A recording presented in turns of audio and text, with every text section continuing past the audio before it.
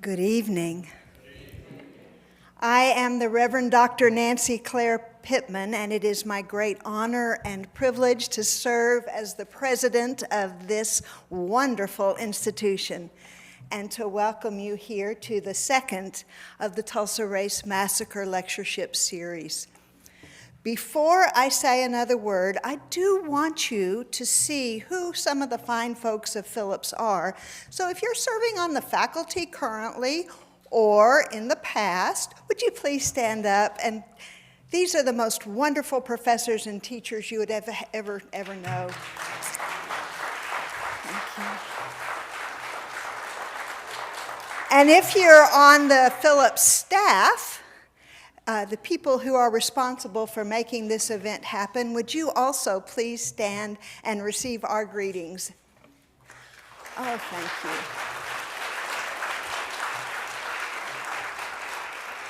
I wish each of you had the opportunity to know each of these people. So I've been spending the entire day when I haven't been doing administrative work or going to meetings or having wonderful conversations with many of you. I've been thinking about the word sozo.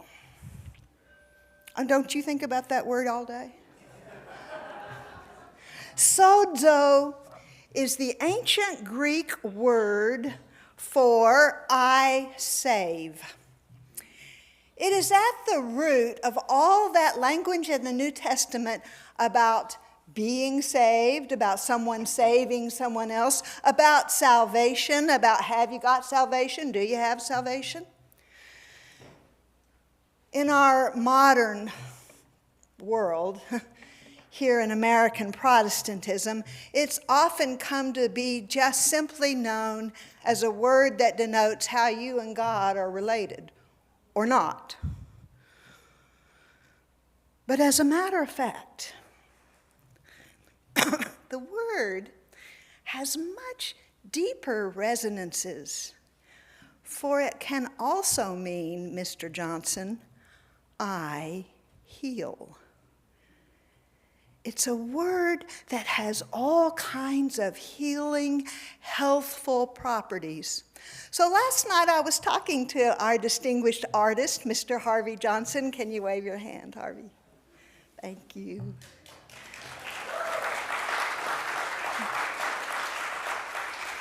And he said, you and I, because you see, Harvey is a visual poet. It's a little like squeezing the meanings of the word I save, the word sozo into I save. Well, Harvey is more aptly described as a visual poet. So he said to me last night, he said, well, we're in the same business. Visual poetry, theological educator. Visual poetry, theological educator, right. We're both in the healing business.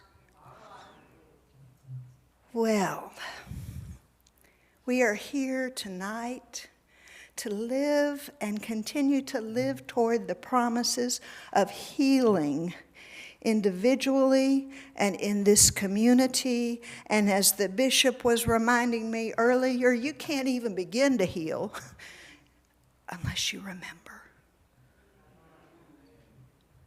We come here tonight to renew our commitments to remember. To remember that this land was once held in trust and loved by 3 Native American indigenous people, Indian nations, the Cherokee, the Creek, the Osage. We remember that.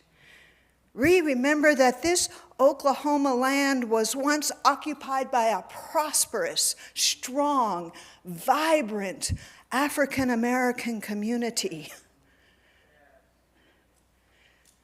And we remember that there were many people who could not stand any of that and wanted to forget who this land was. So, welcome to this event. I know we are all going to be renewed and healed, saved by our time together, by the words we hear, the words we speak to one another, the poetry we see out in front of us. Thank you for coming to Phillips Theological Seminary.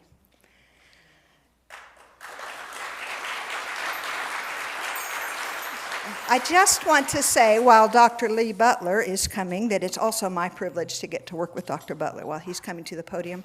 Tomorrow afternoon at 3 o'clock, Dr. Butler will be talking with Mr. Harvey Johnson and Ms. Delita Martin about the artwork that you have seen. And anyone is welcome to come. It will be in the same room, and we hope you'll come. Dr. Butler, come and introduce our occasion.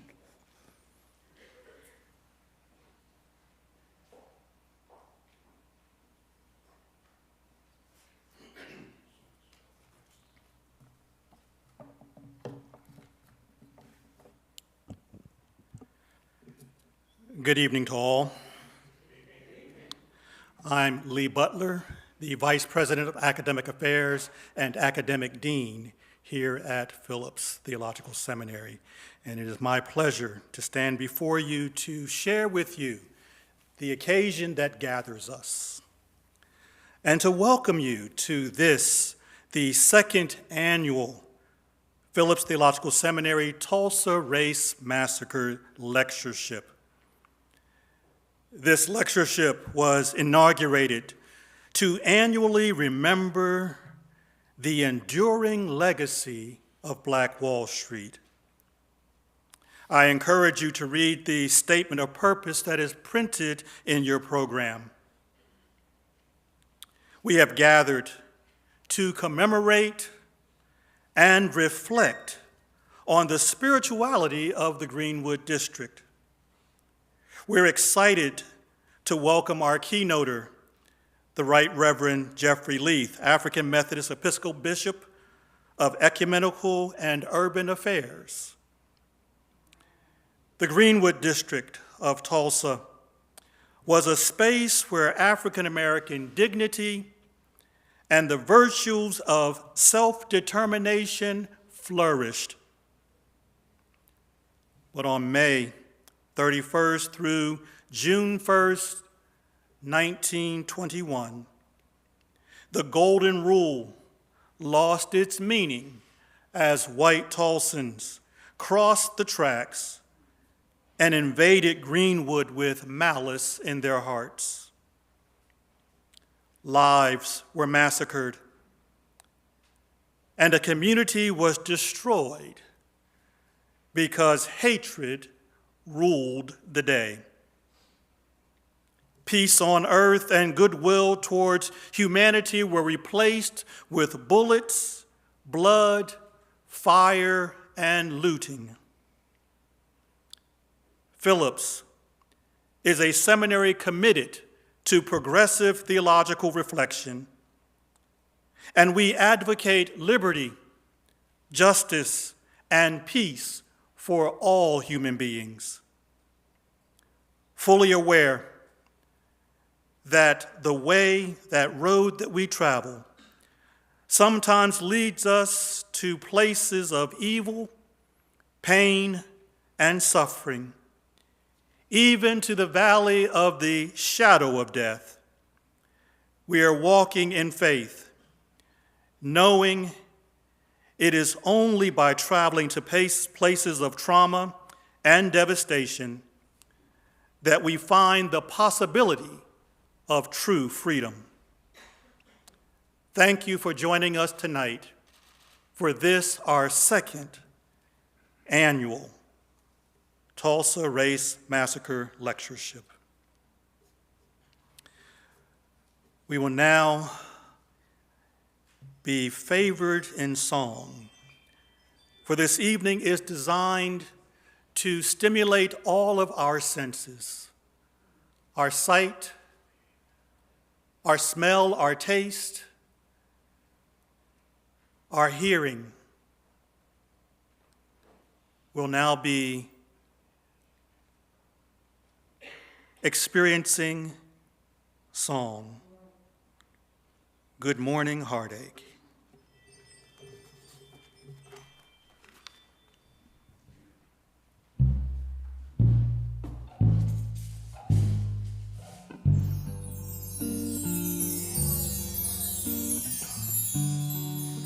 Your old gloomy side. Good morning, heartache. Thought we said goodbye last night. I tossed and turned until it seemed you had gone. But here you are with the dawn. Wish I'd forget you, but you're here to stay. Seems I met you when my love went away. Now every day I start by saying to you, good morning, heartache, what's new? Stop haunting me now. Can't shake you no how. Please leave me alone. I've got those Monday blues, straight through Sunday blues. Good morning, heartache. Here we go again. Good morning, heartache. You're the one who knew me when. Might as well get used to hanging around. Good morning, heartache. Sit down.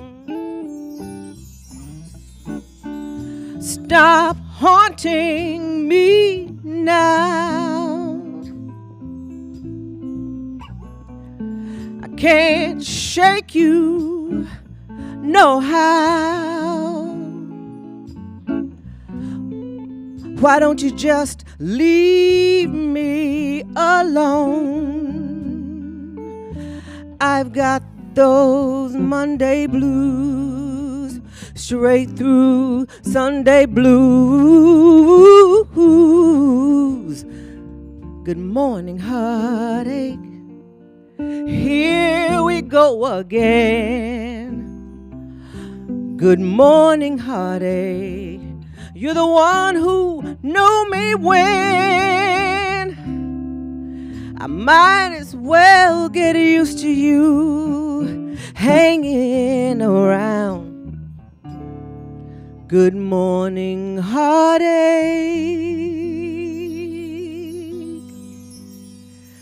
Sit down.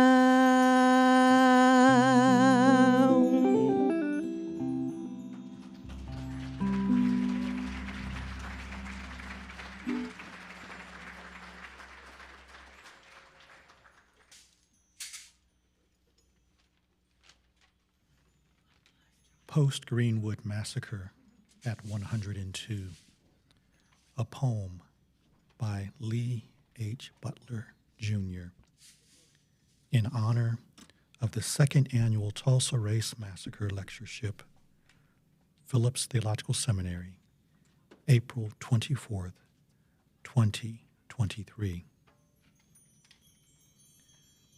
Looking north across the tracks, hatred smoldered beneath the surface. With little effort, embers were awakened into a bonfire of vanity. The sooner than later declared the final solution as the fateful shot rang out at the jail. Their rallying cry for unity against self-determination. They don't deserve to celebrate our manifest destiny. erase any memory of their days of glory. We are entitled to live. You deserve to die. Mobs, militias, and murderers no longer masked as night riders.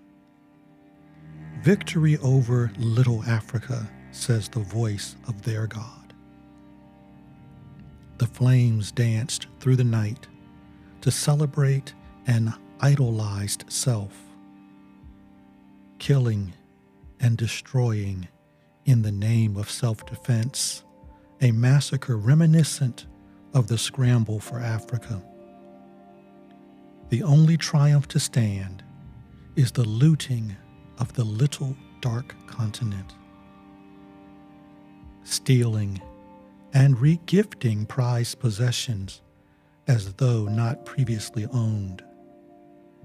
Bomb this church and not that one. Rock of Ages, hide us beneath your sanctuary where eyes can't see and bullets can't penetrate. A walk down the street is made infamous and immortal. Hands up, don't shoot. A photograph as a sign of defeat? Nay, a testimony of surviving the slaughter. I shall not be moved, is the Phoenix song rising above sorrow and grief. Now, more than 100 years later, who has believed our report? The centenarians bear witness to the story of loss without reparations. Bones lying in wait, covered by lies. Lied on, lied against, lied about. The winds of truth rattle the mass graves of the slaughtered. Rise up, stand up, heads up, speak up. Greenwood is not a putrefied wood with the stench of decaying death. Greenwood is not a petrified wood immobilized by the terrorism of 1921. Greenwood is alive, growing, testifying, despite the test of lying, outlasting the test of time. As God declares, I am. Greenwood declares, I am, because we are Greenwood.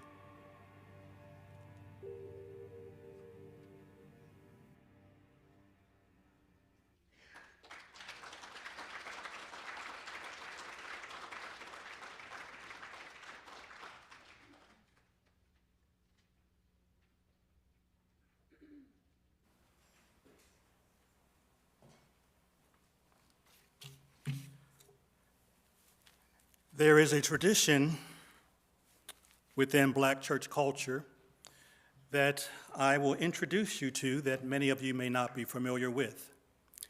That is, there's an introduction for the person who will introduce the guest speaker.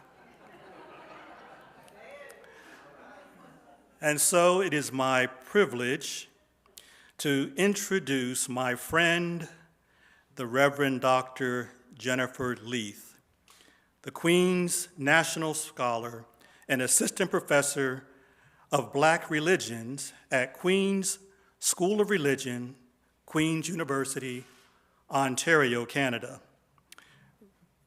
Bishop Leith doesn't know about this.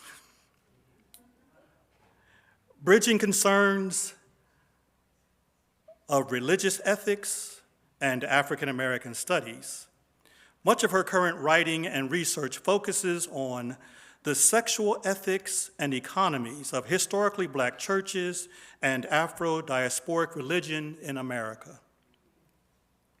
An itinerant elder in the African Methodist Episcopal Church.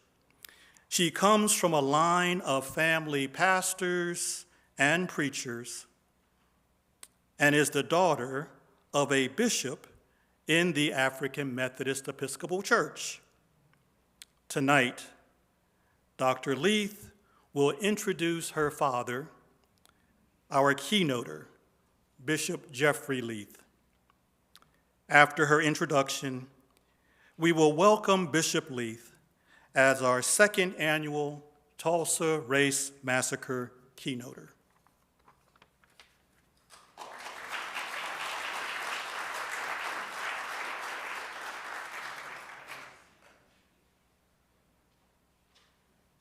To the President, Dean, administration, faculty, staff, students, and broader Phillips and Tulsa communities, it is an honor and privilege to have an opportunity to introduce my father virtually, although I wish I could be with you in person. As Dean Lee H. Butler has described it, prior to the massacre in 1921, the thriving Greenwood community known as Black Wall Street, like the AME Church, was a self-determined Black community. Through it, businesses, entertainment, professionals, health services, hotels, home ownership, and proud people flourished. And as Reverend Dr. Geraldine Eulenberg indicated, the revolutionary thinking of bishops like Henry McNeil Turner maintained the raison d'etre of the expanding AME Church in ways that touched, inspired, and informed its members at Vernon AME Church in Tulsa, encouraging many to do what they did on Black Wall Street as business owners who were also church members, people operating on strong faith in God. In reflecting on what transpired on the 31st of May through the 1st of June in 1921 in Tulsa, as well as the anti-Black terrors that preceded and followed these days, clearly a broader public perceived the relationship between resources and assets, social justice witness, and faith. In his book, The African Methodist Episcopal Church, Dennis Dickerson explained a season of fiscal reform in the denomination, a generation after the Tulsa Massacre. He wrote, quote, "Only a sound fiscal system for the ample funds collected from AMEs and dispersed for denominational operations would allow African Methodism to function efficiently as a vanguard institution in the Black Atlantic." The General Conference of 1952 recognized this reality when delegates impaneled a budget committee to present a uniform budget for the entire connection. Despite seeming acceptance from the episcopacy, recalled budget committee chair Bishop Richard R. Wright Jr., most prelates preferred the laissez-faire practices they had followed for many years, close quote. As Dickerson has explained, Bishop Wright understood that the stakes of the financial integrity of the institution were high. Financial integrity not only had significant implications for the church's internal functioning with respect to spiritual and organizational matters, but also had significant implications for the church's work and witness in the world. The mission that Richard Allen had so magnificently articulated and embodied was on the line. The church could not be the church without a spiritual commitment to the cultivation of sustainable and stable resources properly stewarded for, allocated to, and distributed to, among those in need within and outside the church body. For Wright, like the leaders of Black Wall Street and the bigots that massacred so many of those leaders, the relationship between resources and assets, social justice witness, and faith was clear. Yes, the Right Reverend Jeffrey Nathaniel Leith is the 128th elected and consecrated bishop of the African Methodist Episcopal Church. Yes, he pastored throughout the First Episcopal District of the church, finally serving as the pastor of Mother Bethel AME Church in Philadelphia, Pennsylvania. Yes, he presided faithfully over the 19th and 13th Episcopal districts of the church, now serving as the ecumenical officer of the church. And yes, he is a faithful husband to my mother, Dr. Susan Vanita Jones Leith, a great father to me and my siblings, Victoria and Jeffrey, and doting grandfather of my nieces, Lamai and Jade. Yes, he is a member of Alpha Phi Alpha Fraternity Incorporated and a 33rd degree Prince Hall Mason. Yes, he is a graduate of Yale University and United Theological Seminary. However, what makes Bishop Leith the most appropriate speaker for this second annual Tulsa Race Massacre Lectureship is that he lives out the womanist principle of which Eulenberg reminds us, traditional communalism through commitment to the survival and wholeness of entire people. These are the virtues that enabled Black churches like Vernon AME, Macedonia Baptist, Mount Zion Baptist churches to rebuild after burning terror struck from outside their walls. These are also the virtues that inspired the witness of Bishop R.R. Wright, a soldier for financial reform within the AME church in his day. Bishop Leith has been purged in a different kind of terrorizing fire that has threatened collective Black capital achievements in the AME church. But like the leaders of Tulsa in 1921, his traditional communalism, through commitment to the survival and wholeness of entire people and love of God, have not let him quit, give up, or be silent. While we who love him often wish he would take a different tone and approach, we know that he has been gifted with a special sight to name institutional dysfunction and transformative possibilities. Drenched in the ancestral unction of prophetic witnesses like Bishop Wright, in this day, Bishop Leith fights honorably for the future of the AME Church, its resources and assets, social justice witness, and faith, knowing that this is his inheritance of the revolutionary thinking and doing possibilities that built and are rebuilding Black Wall Street and its ecclesial scaffolds. For this reason, it is my most distinct honor and privilege to introduce Bishop Leith, my dad, my father in the ministry, to you, and to ask that you stand to receive him. Not because this is the honorific custom of our AME church denomination, which it is, but as an expression of solidarity with and affirmation of his vocational journey. Thank you.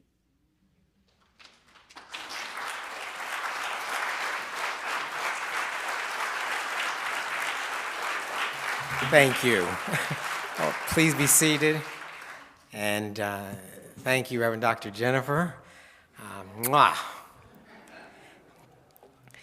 I hope to get a copy of this presentation so that I can play it back for you, especially the part about what a wonderful father I am. And I'm going to give now the second part of my presentation tonight, as the first part has already been delivered. President Pittman and Dean Butler, the trustees, faculty, staff, alumni, students here at Phillips, to the Reverend clergy, the friends of the community, both near and far, who join us this evening.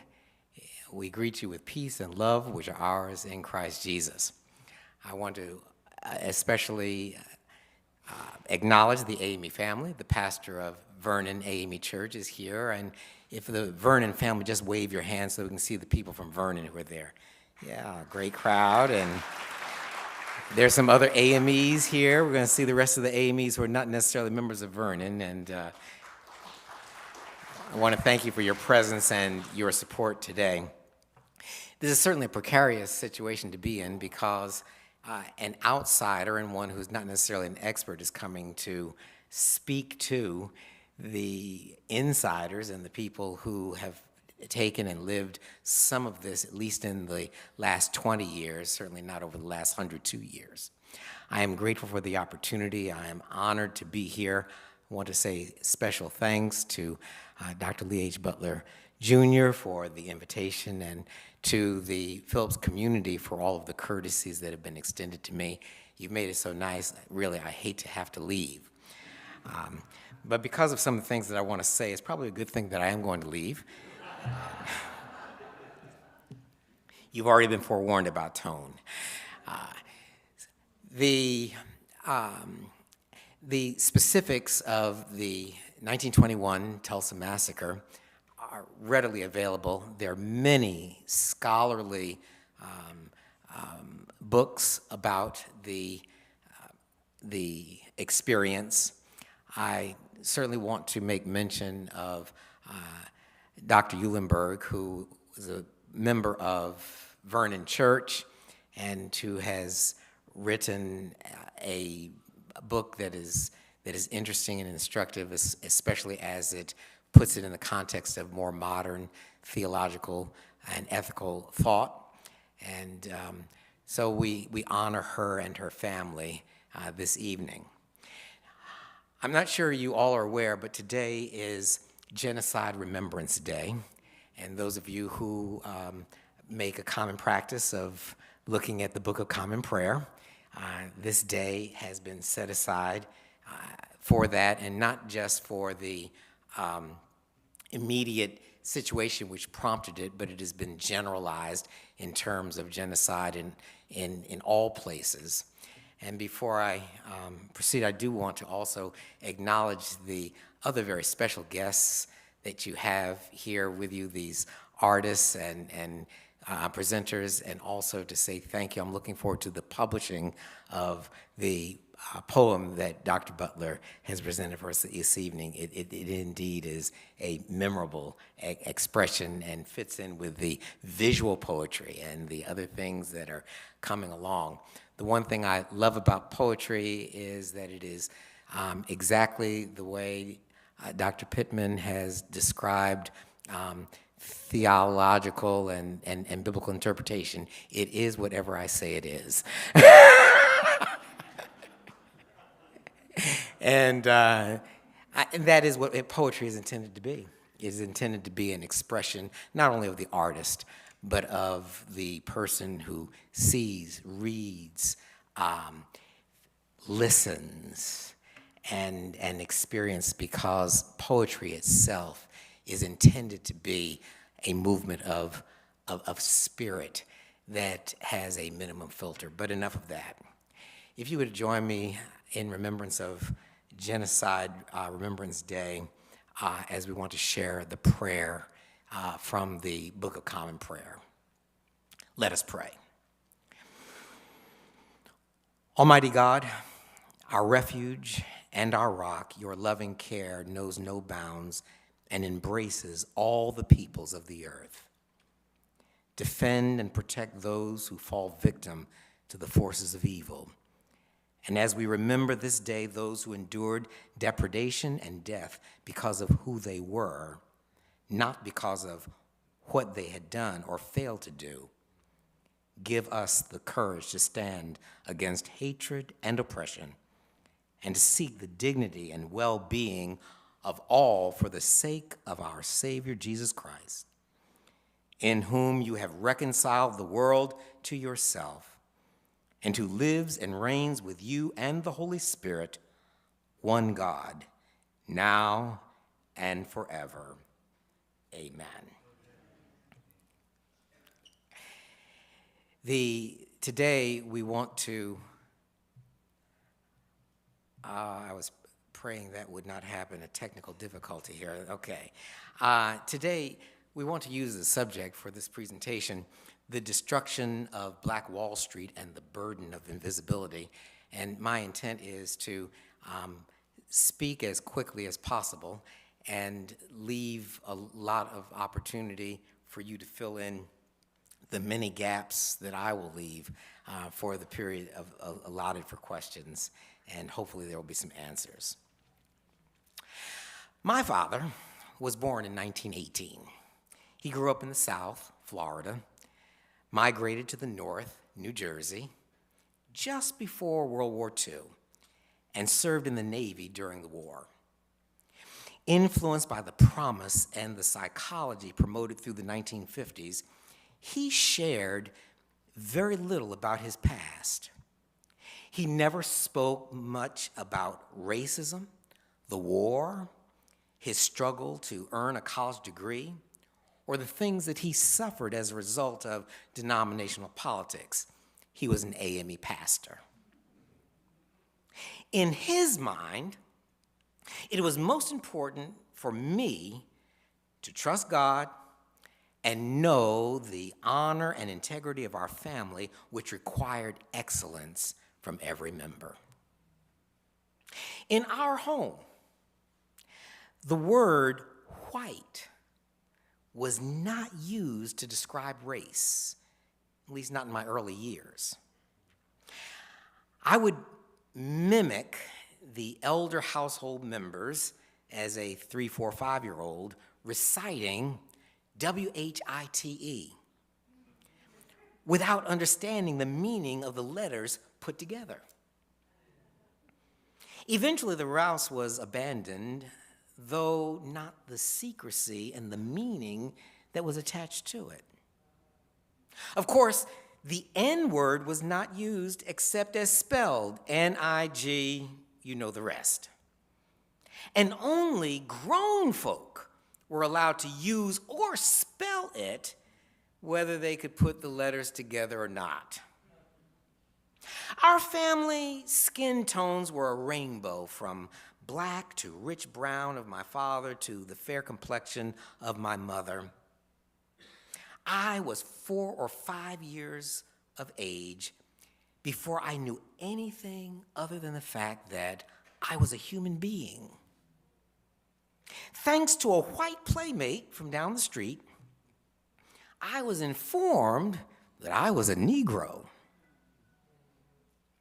From that moment, I looked for the slits in the shroud of invisibility as I learned to navigate in a world where there were walls which blocked me from being seen by others, and also sometimes prevented me from seeing and knowing myself. The burden of invisibility.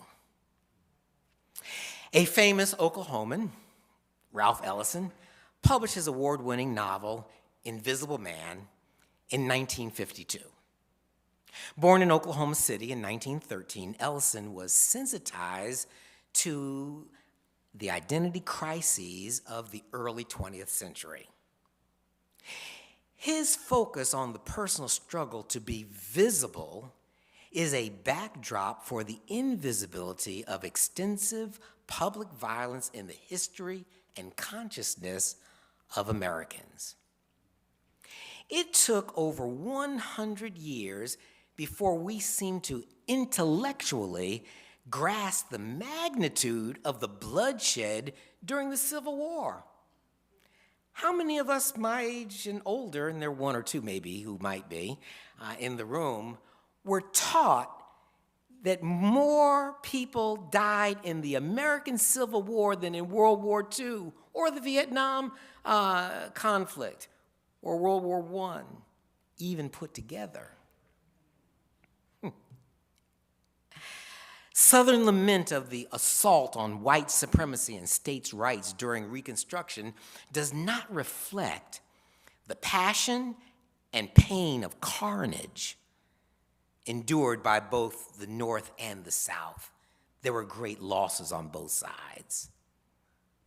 The widespread unrest of racial violence in the summer of 1919, known as Red Summer, was a prelude to the 1921 Tulsa Massacre.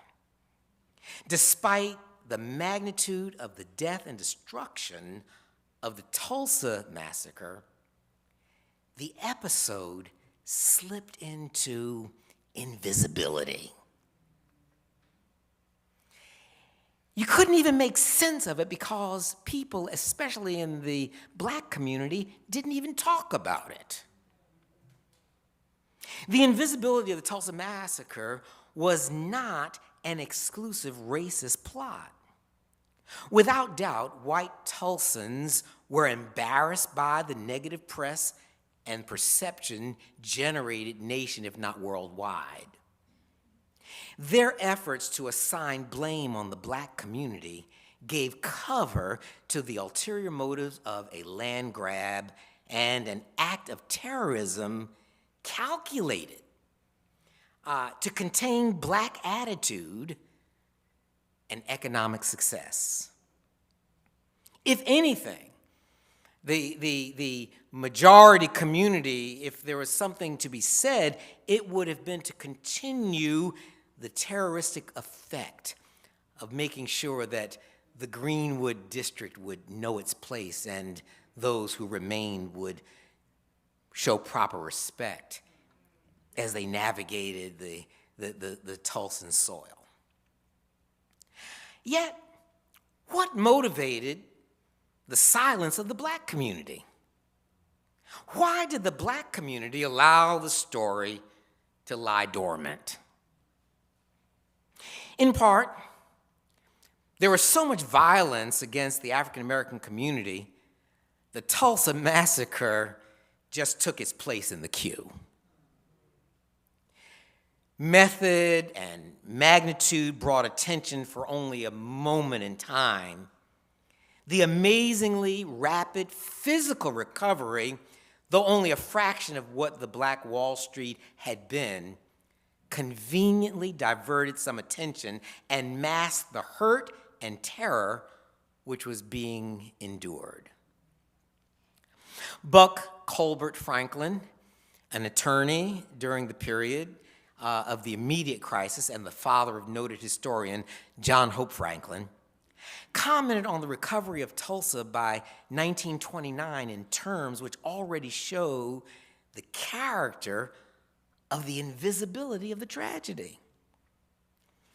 He moved his family to Tulsa because he was living here by himself trying to put down roots, because by 1929, he thought things had normalized maybe enough that they should come. And even Dr. John Hope Franklin, born 1915, died 2009, wrote with a different tone relative to the incident before and after the attention brought by the commission report of 2001. So when you read early expressions by Dr. Franklin, it was not as intense as it was when the information of the commission was more widely known. No doubt, he, like other black Tulsans, did not hear much about the massacre as a child. His childhood remembrance did not elicit quite the same meaning as the more informed adult analysis of the horrible reality. Ellison provided a useful insight with his concept of hibernation. And I quote, "A hibernation is a covert preparation for a more overt action," end quote, wrote Ellison. Indeed, blacks may have rebuilt churches and some businesses, but the avoidance of the topic was hibernation. Not in court, not applying for insurance, which was ultimately denied when they did apply, not in a position to rearm or physically fortify the Greenwood community from future attack, no action to be taken? Well, hibernate.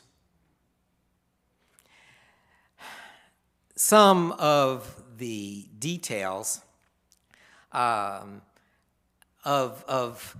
the massacre easily found in so many different places, and they're murky and somewhat debatable. Some of them are. But, for those who are perhaps watching from outside of Oklahoma on stream and not familiar, let me just say quickly, and the poem from Dr. Butler certainly reflected much of this.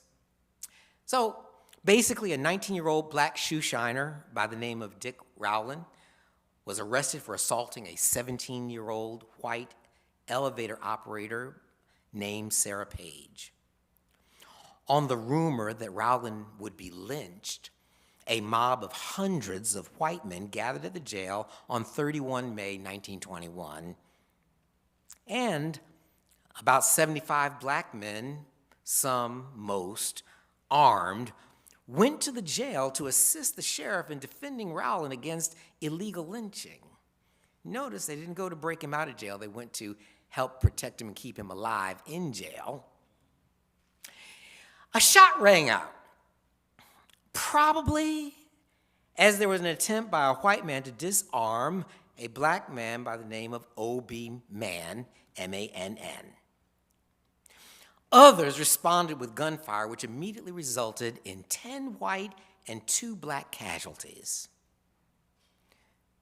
The group of black men had already been persuaded to go home as the sheriff did not need assistance, so he said. Following the gunshot and the mayhem, the black men, many of whom were World War I veterans, took positions to defend against an aggressive mob. I'm fighting temptation to comment off the script, but can you imagine not having the structure of military leadership?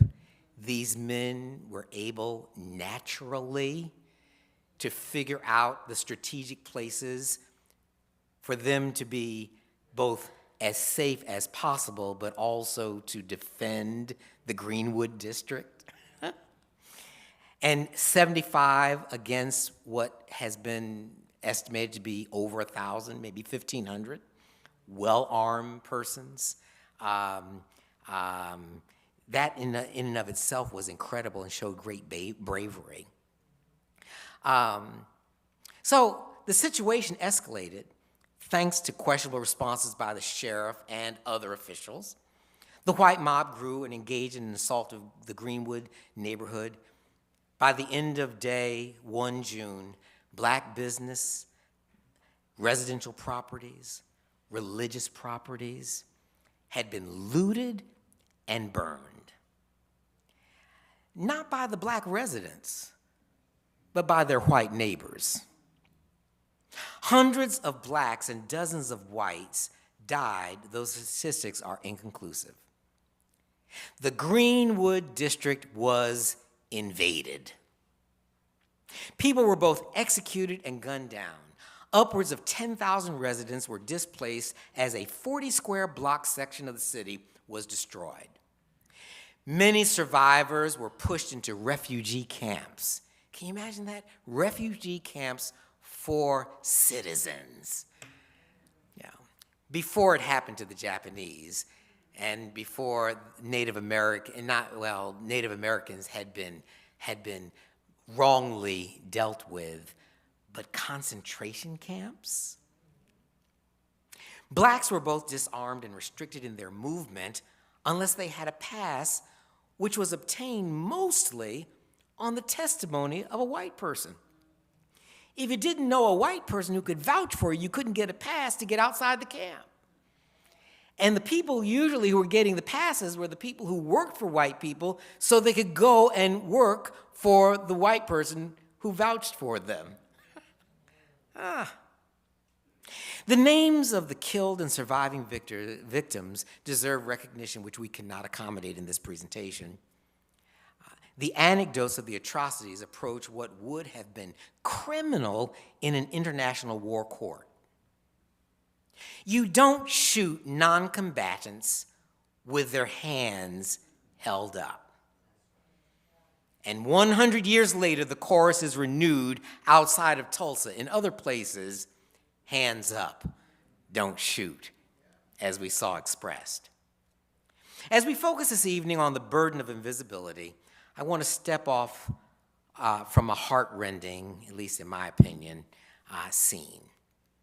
Mary E. Jones Parrish, a victim, eyewitness, and author, wrote of her experience on 2 June 1921, when she returned from the outskirts of the city, having fled the day before for safety.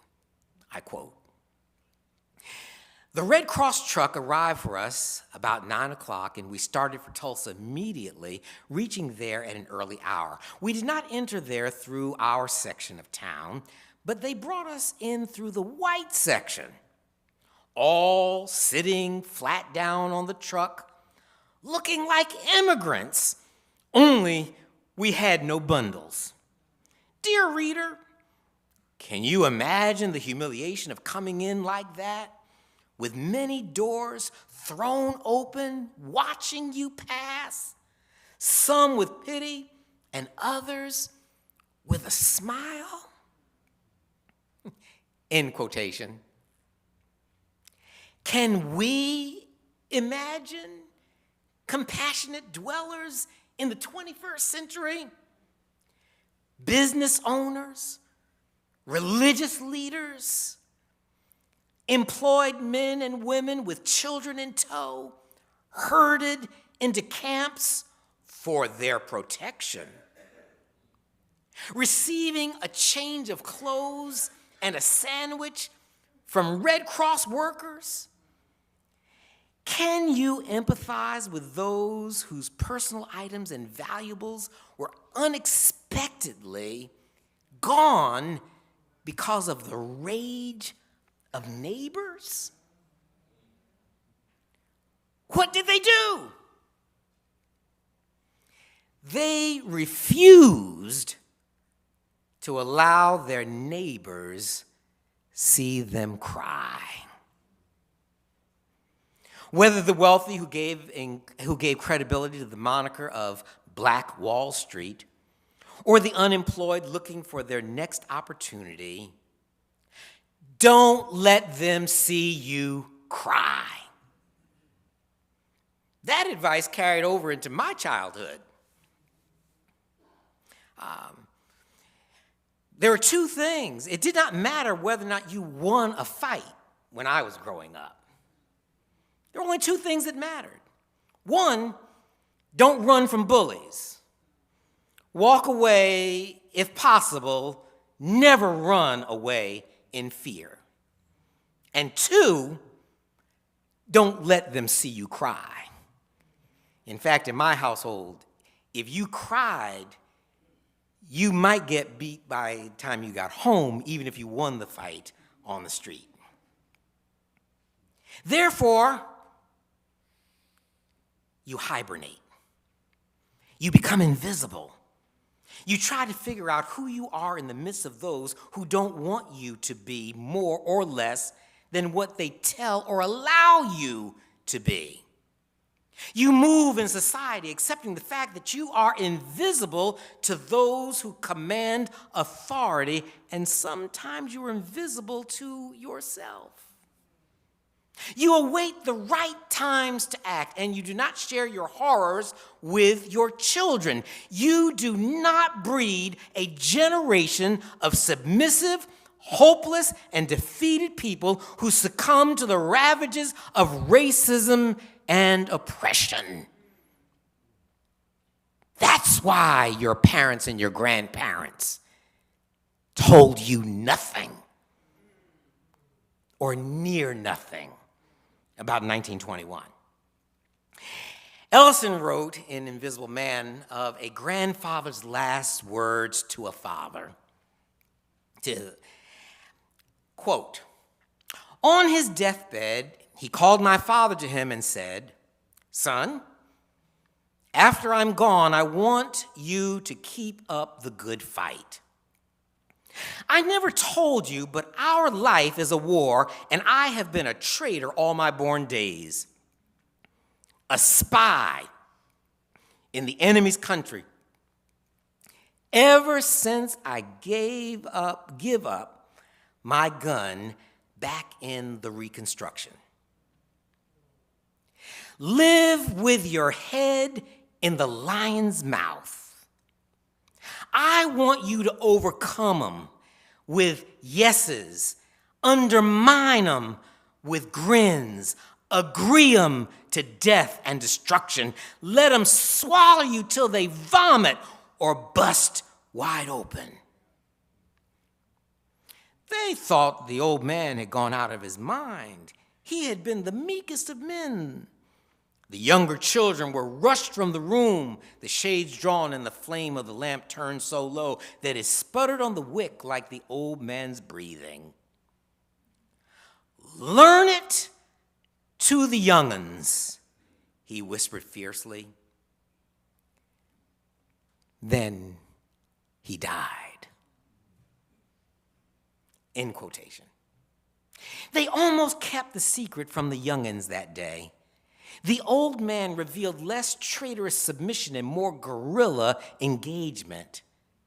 They can take your business, home, church, jewelry, fine clothing, and physical freedom. They cannot take your identity, pride, spirit of resistance. I may get in trouble with this next paragraph with the professional theologians and historians, but I'm going to step out there and catch the plane in the morning. We often couple resilience with resistance. I do not think they are the same. Resilience describes survival or thriving when one has activated basic strategies to exist. Most threatened persons display resilience levels, low to high, based on the engagement of survival protocols. Resistance, on the other hand, entails the risk of survival for the sake of pursuing dignity and justice. Leaving Greenwood for other parts of the city, the state, the nation was not cowardly avoidance. It was a form of resistance to the outrageous civic culture which tried to disarm blacks before a calculated assault on a stable, prosperous, thriving community. Others would resist by rebuilding and recovering that which was lost. Neither would ever be the same, and both would carry the burden of invisibility. I would like to turn to 4 issues for emphasis before ending this presentation this evening. First, the audacity of black men attempting to defend democracy, family, and livelihood against evil calculating forces. Veterans of World War I sacrificed to defend democracy in Europe. Some resented their attitude that they should fight for democracy back home in Tulsa. Note, armed black men did not go to the jail on 31 May to secure the release of the prisoner. They emerged to guarantee Dick Rowland received his day in court. Support for justice, not springing loose an alleged criminal. Then to use weapons to defend life and property was unacceptable to a dominant community with ulterior motives and well-developed biases. I just can't resist this one. I apologize. There's a candidate for president, I won't tell you which party, who was espousing the virtue of his party back in the mid-1800s because he says his party championed the right to bear arms for the sake of black folks. You heard him? Okay, well, you go on the internet, you'll find him. Anyway, yet what he does not realize is, in Tulsa, both whites and blacks were prohibited in days before the massacre from purchasing arms and ammunition. Not just blacks, but whites and blacks. And so, that party, which was in power then, so where was the defense of the right to bear arms in Tulsa in 1921? And why were blacks being stopped and disarmed when they were the ones who were being attacked? They were not on the offensive in 1921. I end the digression. Let me get back here.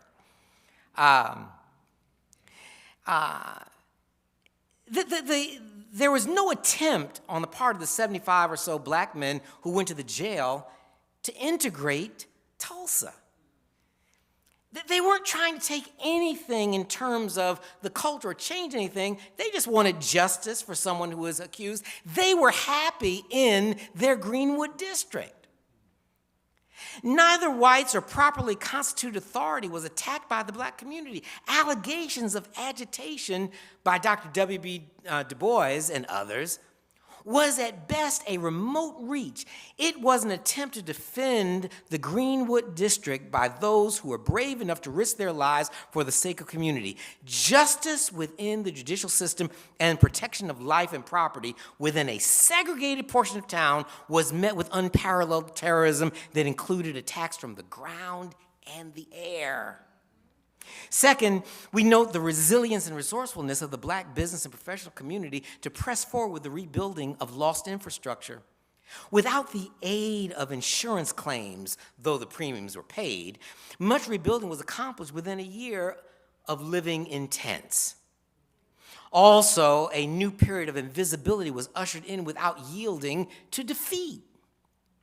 Whatever donations may have been sent through the national community connections sufficed with what local relationships could assemble. Black Wall Street would never be the same, but the Greenwood District would survive with both internal and external support.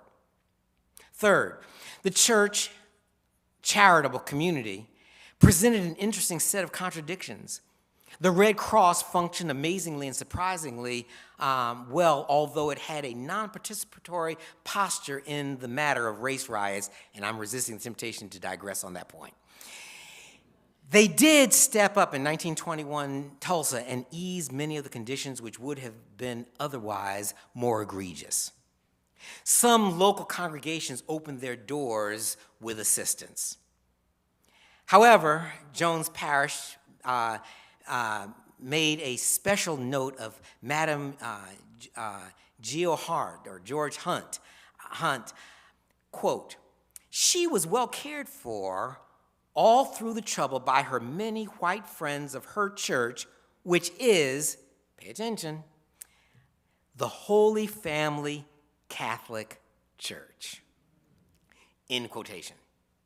Clearly, the Roman Catholic Church had a different accommodation to the matter of segregation, which may have afforded support, but not necessarily equality. I wonder where Madam Hunt sat in the congregation and which service she was allowed to attend. Writers on these events reference Bishop Muzan of the Methodist Church. However, through the Ministerial Alliance of Tulsa, we find a more cut-to-the-chase presentation in a document preserved among the Red Cross documents, which are available online, by the way. Wonderful, wonderful resource. About 100 pages. You can see what a real typewriter type looked like. They joined the bishop in assigning blame to general moral degeneracy of blacks and whites, but mostly blacks. They posited themselves as the only body capable of addressing the moral issues, and they offered to establish lines of communication with black churches for the future. Interestingly, these pastors finally saw the church that had been there all along, the black church, and what they really did was they confessed that the black church was invisible to them. All they saw was the alcohol, the prostitution, the graft, they said, in the Greenwood District. They didn't see the churches. They didn't see the people of virtue, the women's clubs, the literary societies. They didn't see any of the other stuff. All they saw was what they thought was crime that was not contained. Bishop Muzan summed it up in this way, quote, "Not social equality, but race equality. 1, we must give our colored friends to understand that there will never be anything like social equality in America. And at the same time, we must see to it that there is nothing like race hatred or race contempt in our hearts." In quotation, and all I can say is, go figure. Fourth, The black church afforded refuge before, during, and after the massacre. The black church provided an identity narrative which contradicted the assertions of the surrounding society outside of the Greenwood district. Worshippers were affirmed in their humanity as having a share of the image of God rather than being a highly developed beast of less than human worth. The church was woven into the fabric of community with women's clubs, fraternal organizations, and groups which offered cohesion with the district and connection across the nation and the world. Dr. Geraldine S. Eulenberg wrote, and it's good to see her daughter here this evening, and I quote, "The first time I officially heard about the massacre, I was sitting in one of my PhD courses listening to my professor Lee Butler lecture and reviewing the research results from the Race Riot Commission's report. I was devastated, and I remember saying, 'You cannot possibly be speaking about the city that I grew up in,' in quotation. She was not the only one who would learn about an atrocity in her hometown before she was born. The impact of invisibility would be pieced together.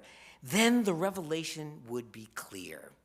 In her words, and I quote, "White supremacy justified the Tulsa massacre with the approval of state power, creating a dichotomy between black bodies as innocent and black bodies as always guilty and therefore punishable," in quotation. The church, in addition to groups like the NAACP, gave rise to travel, communication, encouragement, and identity in the face of the forces of invisibility which threatened the annihilation of the spirit of an oppressed people. There would be a future because the people were committed to a God who had not abandoned them, but who was leading them on unknown paths to an end which would affirm genuine love and worth and healing. Dr. Eulenberg's home church, Vernon African Methodist Episcopal Church, has a room on its ground level where some residents of the Greenwood district took refuge. I had an opportunity to visit that room yesterday. The iron columns, which were designed to support the yet unconstructed upper level of the church, showed the effects of fire damage. The columns, as they exist today, show the damaging effect of the flames without compromising the structural integrity. So those columns are still in use, though the iron looks like a fried marble.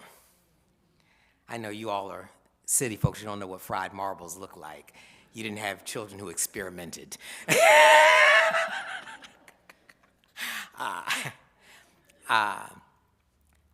The room of refuge showed the fire was so close that one of the iron pillars was damaged.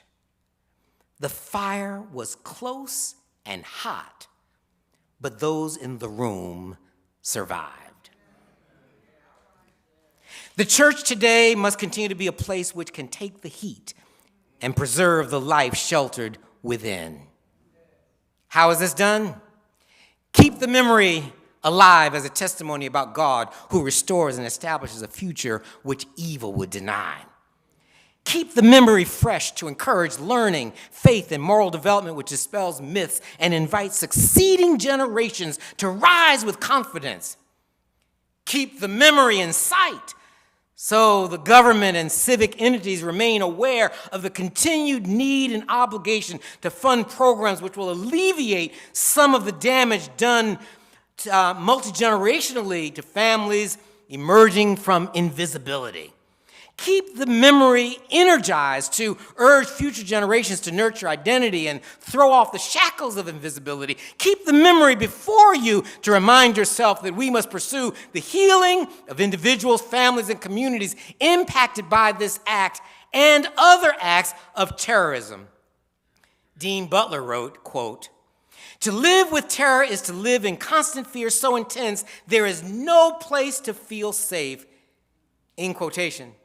Serving the present age requires us to live with intentional love and support for those who only recently discovered what truly happened in their hometown of Tulsa, but also for those who have endured the season of George Floyd, Sandra Bland, and many others with whom our people identify.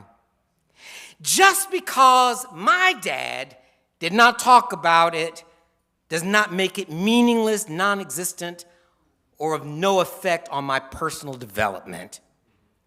The fact that he lived and endured many, many things says that I am affected, even though I can't tell you how I know it, how I feel it, how it was passed on. He didn't have to say it. It was passed on. We must learn, remember, develop, and reach for others in similar conditions. I close with the words of Ralph Ellison, and I quote, "Without the possibility of action, all knowledge comes to one labeled file and forget. And I can neither file nor forget. Nor will certain ideas forget me. They keep filing away at my lethargy, my complacency. I condemn and affirm, say no and say yes and say no. I have been hurt to the point of abysmal pain, hurt to the point of invisibility. Too much of your life will be lost, its meaning lost, unless you approach it as much through love as through hate. So I approach it through division. So I denounce, and I defend, and I hate, and I love." Amen.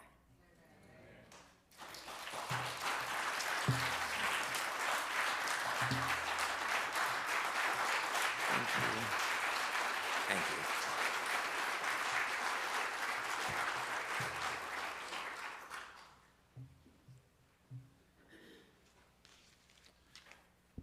Thank you, Bishop Leith, for this moving, inspirational, educational, motivational presentation. Bishop Leith, when I invited him, he said he had to think about it because he didn't feel immediately that he was an appropriate person to be a keynoter for such an event. You've heard how his first thought was a wrong thought. Thank you, sir.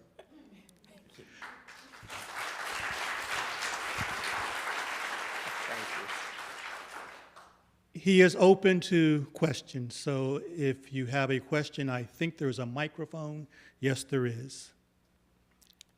Any questions?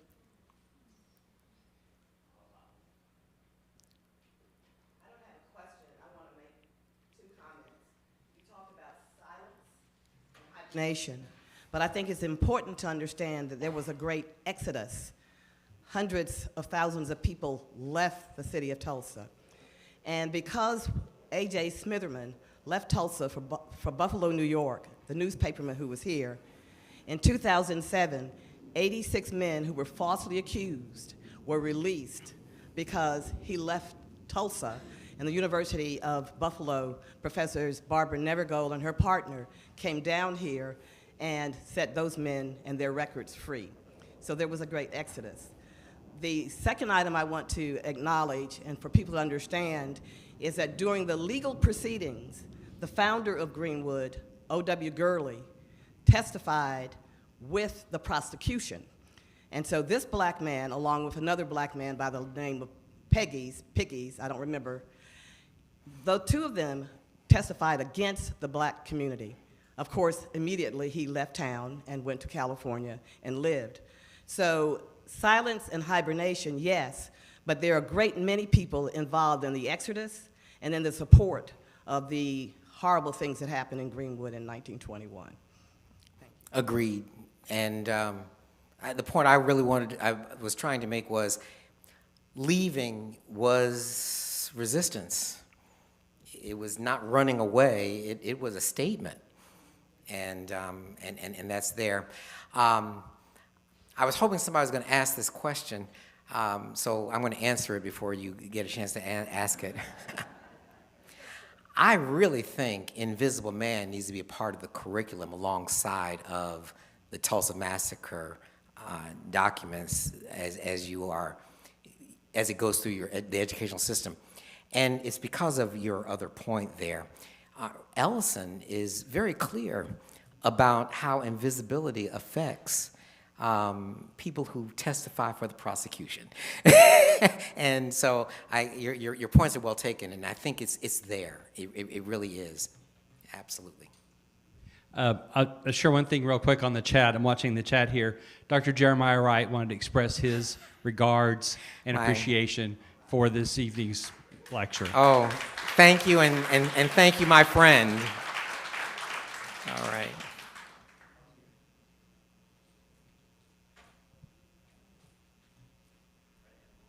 Okay. Good evening.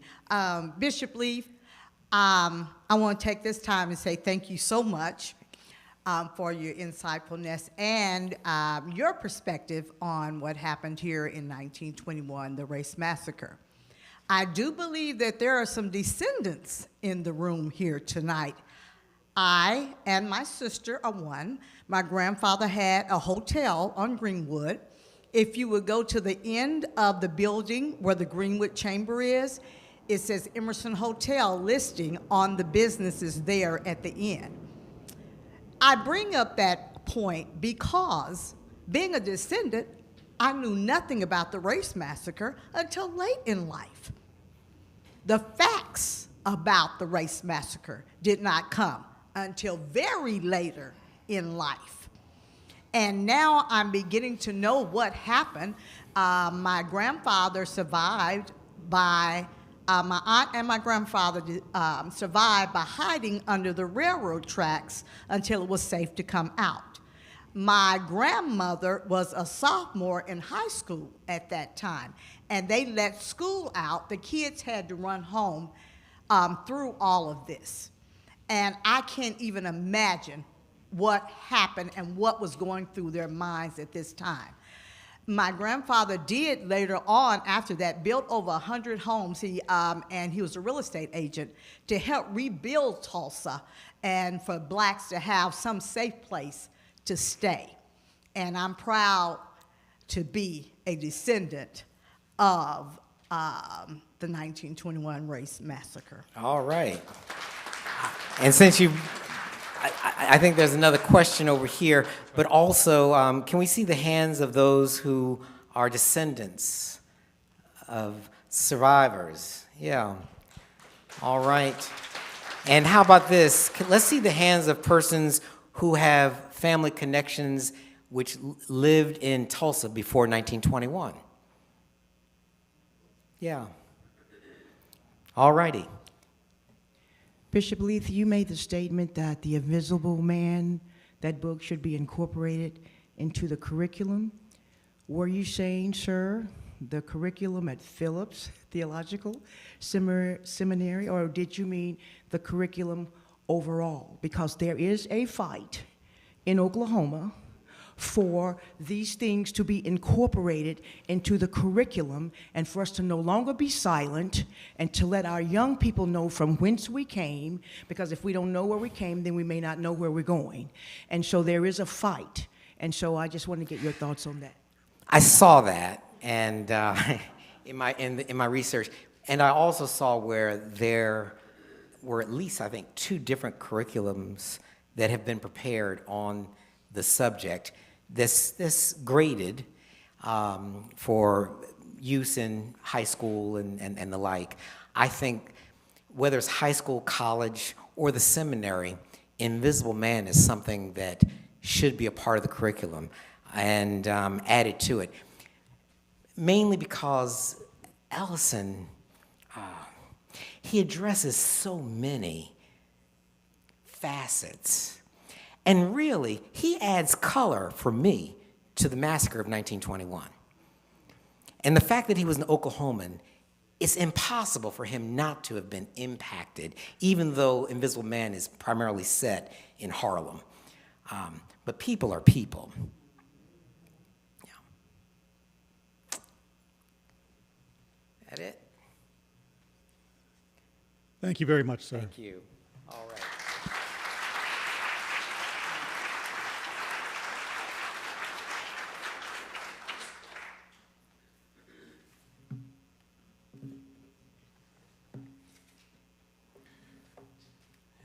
Before we depart this place, I want to thank some people. It's important that we thank people. On the back of your program, you'll see that there is a list of persons who were donors to this event, and we want to thank those persons. We also want to thank Sharon Russ, who operationalized the plan for this evening.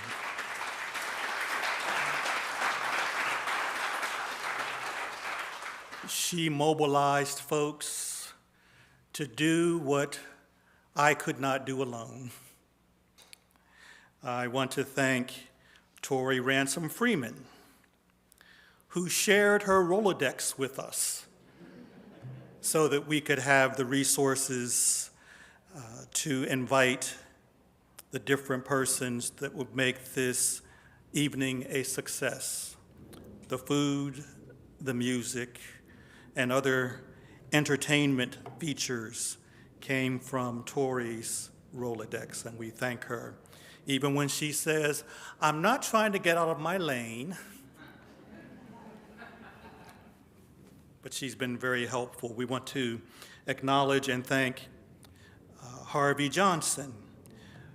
This is his second time being with us. He was here last year and was inspired to return this year. And in that inspiration, he dug down into his being, and what came forward was a new piece of visual poetry. In fact, two pieces that we were able to witness, and we thank him for sharing himself with us and his visual poetry. We thank Delita Martin, who, when she simply heard the description of the lecture, of the evening, of the spirituality embedded in what we are doing here, her face lit up and she said, "Yes, I will be there." And she is here.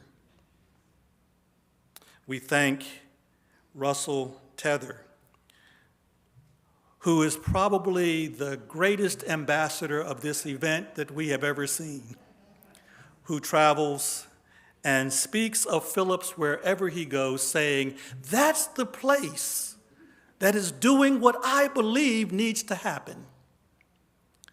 And so we hope that you also will be inspired to continue to learn, to continue to strive for the healing that has been identified over and over and over again.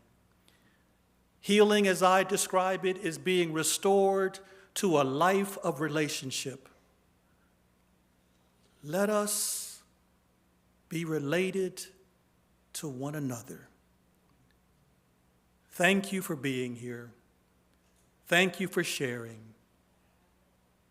And depart this place in peace and with a commitment to do more, to bring about a transformation in our homes, in our community, in this state, and across this nation and the globe.